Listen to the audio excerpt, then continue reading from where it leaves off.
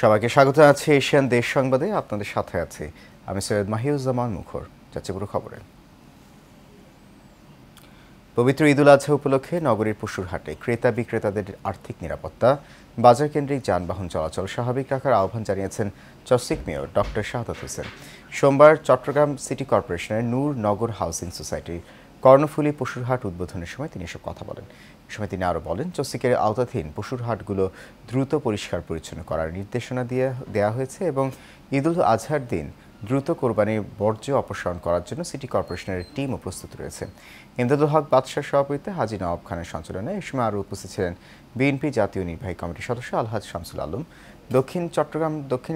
চট্টগ্রাম দক্ষিণ জেলা বিএনপি সাবেক আহ্বায়ক আলহাজ আবু সুফিয়ান। এবার চট্টগ্রাম মহানগরে স্থায়ী অস্থায়ী মিলে মোট ১৩টি পশুর হাট বসেছে। পটুয়াখালীর কলাপাড়ায় মহাসড়ক দখল করে অবৈধভাবে বসানো একটি পশুর হাট বন্ধ করে দিয়েছে উপজেলা প্রশাসন। সোমবার উপজেলার পাখিমারা বাজারে পশুর হাট বন্ধ করে দেয় নির্বাহী ম্যাজিস্ট্রেট ও সহকারী ভূমি কমিশনার ইয়াসিন সাদিক। দীর্ঘদিন ধরে উপজেলা প্রশাসনের অনুমতি ছাড়া কলাপাড়া কুয়াকাটা মহাসড়ক দখল করে সপ্তাহের সোমবার এই হাটটি বসিয়ে আসছিল প্রভাবশালীরা। হাটটি ইজারাভুক্ত না হওয়া এবং সরকার রাজস্ব না পাওয়ায় বন্ধ করে দেওয়া হয়েছে বলে জানান ইয়াসিন সাদিক।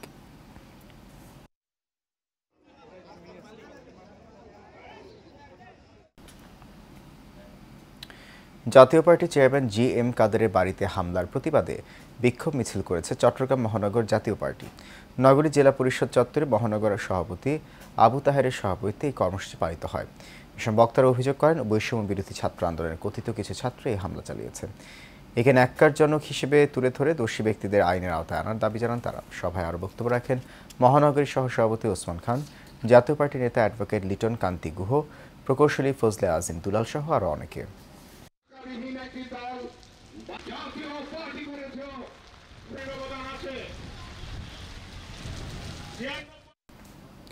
ভোলায় বিদেশি কোম্পানির নামে মিথ্যা অপপ্রচারের প্রতিবাদে মানববন্ধন ও সংবাদ সম্মেলন হয়েছে।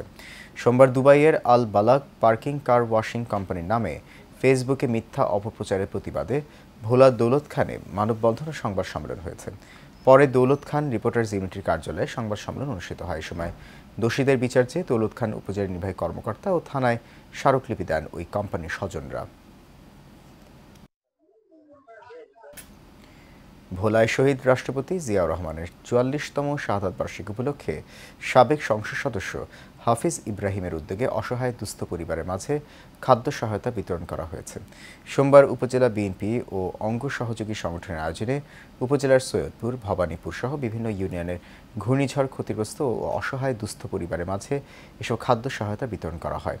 এ সময় উপস্থিত ছিলেন উপজেলা বিএনপির সহ সভাপতি নিজাম ভুইয়া, সাধারণ সম্পাদক শাহজাহান সাজু, সাংগঠনিক সম্পাদক মাহবুব মোর্শেদ কুট্টি সহ আরও অনেকে। বগুড়ার শিবগঞ্জে মাঝি হট্ট ইউপির চালুঞ্জা মাসিমপাড় গ্রামে পাকা ধান কাটতে বাধা দিচ্ছে প্রতিপক্ষ। জমির মালিক মান্তাসা খাতুন অভিযোগ করেন, ধান কাটতে গেলে লাঠিসোঁটা নিয়ে হামলা ও মারধর করেছে স্থানীয় আজিজার।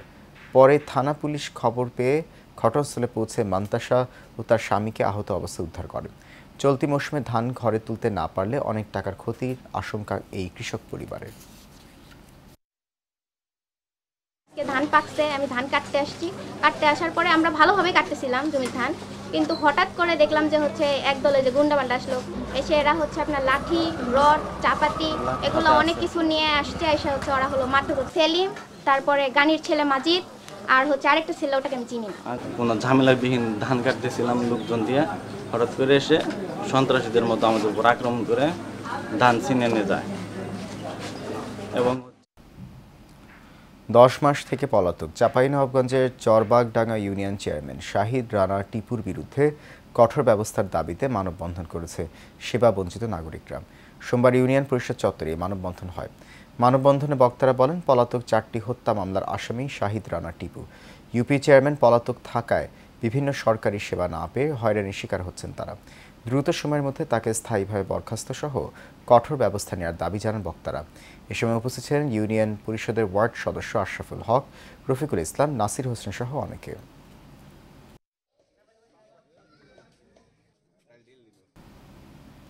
চট্টগ্রামের লোহাগাড়া সাতকানিয়া সীমান্তবর্তী এলাকায় দিনে দুপুরে প্রকাশ্যে গাছ কেটে লুট করে নিয়ে যাওয়ার অভিযোগ উঠেছে প্রতিপক্ষের বিরুদ্ধে। রোববার বিকেলে উপজেলার সদর ইউনিয়নের ৮ নং ওয়ার্ড বারদোনা শরীফপাড়া এলাকায় এই ঘটনা ঘটে। এতে ভুক্তভোগী মোহাম্মদ ইলিয়াস বাদী হয়ে একই এলাকার নজির আহমেদের পুত্র মোহাম্মদ মামুনকে বিবাদী করে সাতকানিয়া উপজেলা নির্বাহী কর্মকর্তা বরাবর একটি লিখিত অভিযোগ দায়ের করেন। অভিযোগ সূত্রে জানা যায়, অভিযুক্ত মামুন সহ তার নেতৃত্বে ২০ থেকে ২৫ জন বহিরাগত সন্ত্রাসীর সহযোগিতায় ভুক্তভোগী মোহাম্মদ ইলিয়াসের পৈতৃক মালিকানাধীন জমির গাছ কেটে জোরপূর্বক জমি দখলের চেষ্টা করেন। এ বিষয়ে সাতকানিয়া উপজেলা নির্বাহী কর্মকর্তা মিটল বিশ্বাস জানান, গাছ কাটার বিষয়ে একটি লিখিত অভিযোগ পাওয়া গেছে, তদন্ত সাপেক্ষে ব্যবস্থা নেওয়া হবে।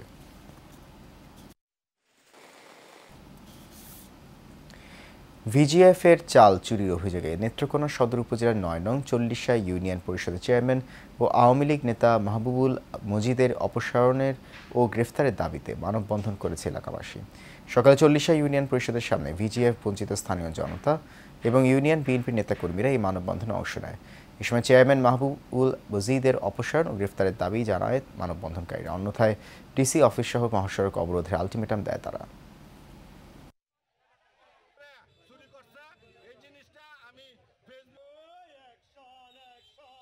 তারা চাউলে দিয়ে তারা চুরি করে সবাই বেচার চাল দেয়, সবাই আমরা বিচার চাই। চাল নেওয়ার পরে বেশি 8 কেজি চাল দিচ্ছেন, 10 কেজি টাকা 2 কেজি কম করে হ্যাঁ কিছু করার আমরা কিছু করার নেই এইভাবে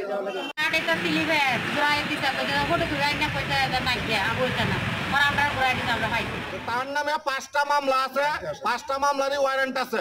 এখন পর্যন্ত পুলিশ তাকে ধরে না। কেন ধরে না আমরা জানি না। আমরা প্রশাসনের দৃষ্টি আকর্ষণ করছি। নারায়ণগঞ্জের রূপগঞ্জের শহীদ প্রেসিডেন্ট জিয়াউর রহমানের ৪৪তম শাহাদাত বার্ষিকী উপলক্ষে আলোচনা সভা ও দোয়া মাহফিল অনুষ্ঠিত হয়েছে।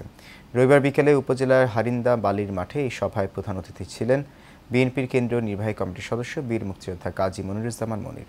রূপগঞ্জ উপজেলা যুবদল নেতা ও জেলা ছাত্রদলের সাবেক সিনিয়র সহসভাপতি আবু মোহাম্মদ মাসুমের সভাপতিত্বে সভায় বিশেষ অতিথি ছিলেন নারায়ণগঞ্জ জেলা বিএনপির সাবেক ভারপ্রাপ্ত আহ্বায়ক নাসির উদ্দিন, জেলা বিএনপির যুগ্ম আহ্বায়ক শরীফ আহমেদ টুটুল, রূপগঞ্জ সদর ইউনিয়নের মহিলা দলের সভাপতি শাহিদা আক্তার।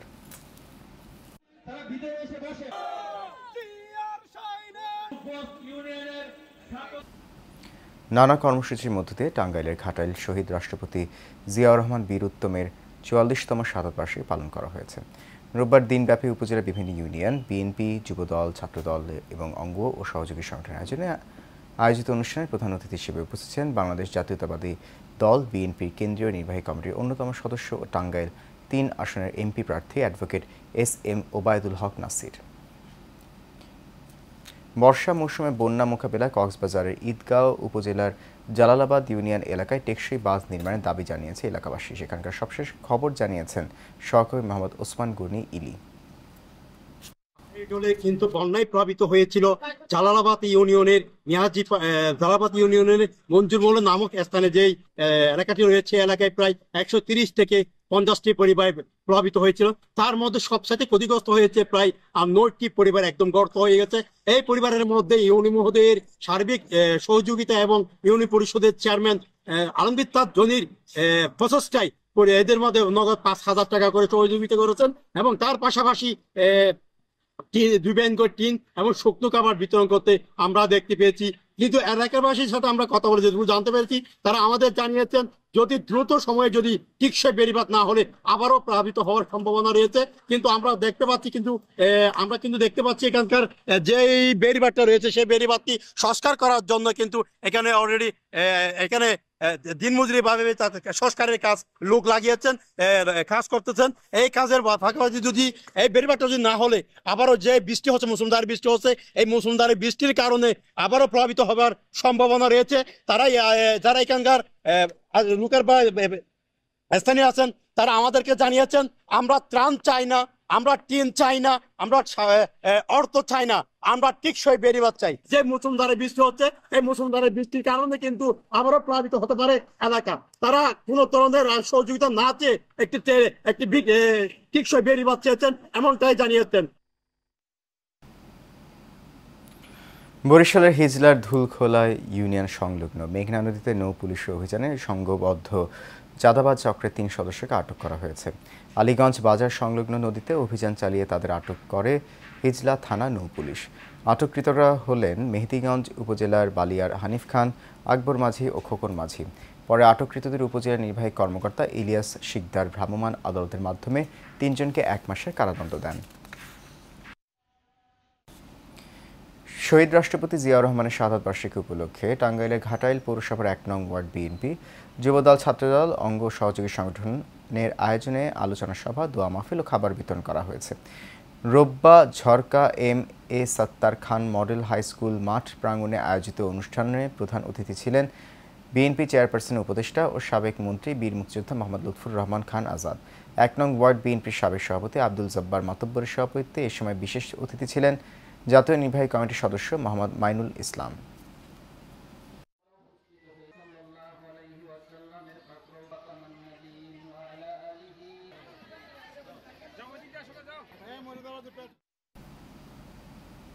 কুষ্টিয়া আওয়ামী লীগের যুগ্ম সাধারণ সম্পাদক ও সাবেক এমপি মাহবুবুল আলম হানিফের বাড়ির সামনে ঝটিকা মিছিল করার অভিযোগে ১০ শ্রমিককে আটক করেছে পুলিশ।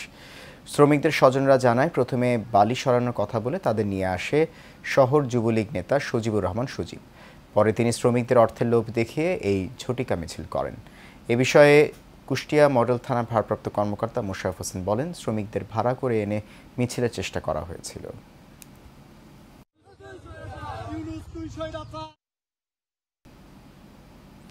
চাঁদপুরের মতলবে জমে উঠেছে কোরবানির পশুর হাট। কিছুক্ষণ আগে সর্বশেষ খবর জানিয়েছেন সহকর্মী সুমন আহমেদ। মাত্র কয়েকদিন বাকি পবিত্র ঈদুল আজহা, আর এই ঈদুল আজহাকে কেন্দ্র করে চাঁদপুরের মতলব উত্তরে জমে উঠেছে কুরবানির পশুর হাট। আমি বর্তমানে রয়েছি সেঙ্গাচর পৌর বাজার পশুর হাটে। আপনাকে যদি আমি দেখাই, এই হাটটি কিন্তু এই উপজেলার একটি ঐতিহ্যবাহী হাট। এই প্রতি শুক্রবার ও সোমবার এই হাটটি বসে। পর্যাপ্ত পরিমাণ কোরবানিযোগ্য গরু, ছাগল সহ অন্যান্য পশু হাটে। তবে দাম নিয়ে কিন্তু ক্রেতা বিক্রেতাদের মাঝে পাল্টাপাল্টি অভিযোগ রয়েছে। ক্রেতারা বলছেন যে এবার গরু ছাগলের দাম তুলনামূলকভাবে বেশি। অপরদিকে বিক্রেতারা বলেছেন যে পশু খাদ্যের তুলনায় তারা গরু ছাগল লালন পালন করে খুব একটা লাভবান হতে পারবেন না। আপনাকে আরেকটি বিষয় জানিয়ে রাখছি যে উপজেলায় 2টি স্থায়ী পশুর হাটের পাশাপাশি ঈদুল আজহা উপলক্ষে আরও 17টি অস্থায়ী পশুর হাট ইজারা দেওয়া হয়েছে।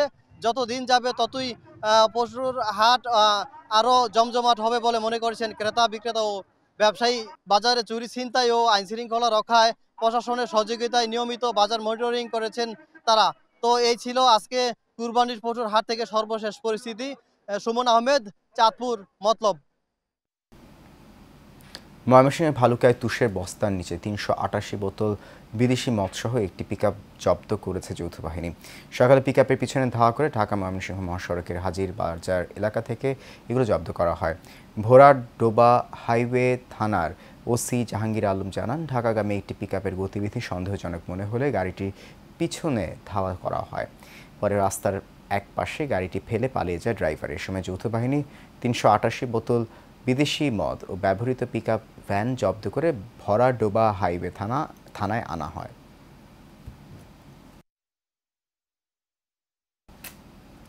সুনামগঞ্জের দোয়ারা বাজারে রুজিনা বেগম নামের এক যুবতীর ঝুলন্ত মরদেহ উদ্ধার করেছে পুলিশ। গতকাল গভীর রাতে উপজেলার মান্নারগাঁও ইউনিয়নের জালালপুর গ্রামে ঘটনা ঘটে। নিহত ওই যুবতী জালালপুর গ্রামের আনোয়ার হোসেনের মেয়ে। পুলিশ জানায়, পরিবারের সবার সাথে রাতের খাবার শেষ করে ঘুমিয়ে পড়ে রুজিনা। রাত 2টার দিকে নিহত রুজিনার ভাই সমুজ আলী বাড়ির আঙিনায় মাছ ধরা শেষে ঘরে ফিরে দেখতে পান তার বোন ওড়না দিয়ে গলায় ফাঁস লাগিয়ে ঝুলন্ত অবস্থায় রয়েছে। পরে তার চিৎকারে পরিবারের লোকজন ও এলাকাবাসী জড়ো হয়ে পুলিশে খবর দিলে ঘটনাস্থলে পৌঁছে লাশ উদ্ধার করে পুলিশ।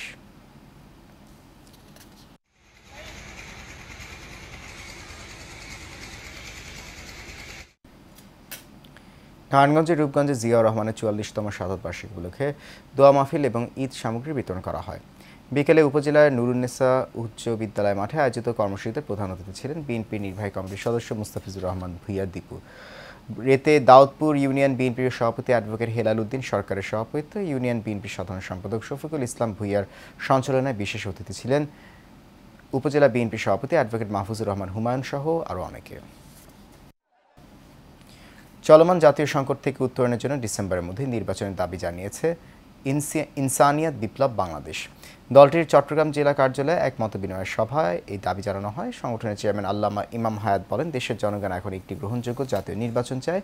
তিনি নির্বাচনকালীন নিরপেক্ষ সরকার গঠনের পাশাপাশি প্রবাসী নাগরিকদের ভোটাধিকার নিশ্চিত করার আহ্বান জানান।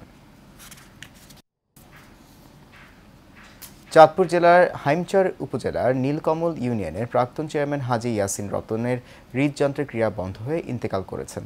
পরিবার জানায় ৬৫ বছর বয়সী ইয়াসিন রতন হঠাৎ অসুস্থ হয়ে পড়ায় শরীয়তপুর সদর হাসপাতালে নেওয়া হয়। পরে অবস্থার অবনতি হলে চিকিৎসকরা ঢাকা মেডিকেলে পাঠান। সেখানে তিনি মারা যান। কাকরাইলে তার প্রথম জানাজা হয়। এরপর মিয়ার বাজার নীলকমলে দ্বিতীয় ও হাইমচর কেন্দ্রীয় মসজিদ মাঠে তৃতীয় জানাজা শেষে মরহুমের পারিবারিক কবরস্থানে দাফন করা হয়।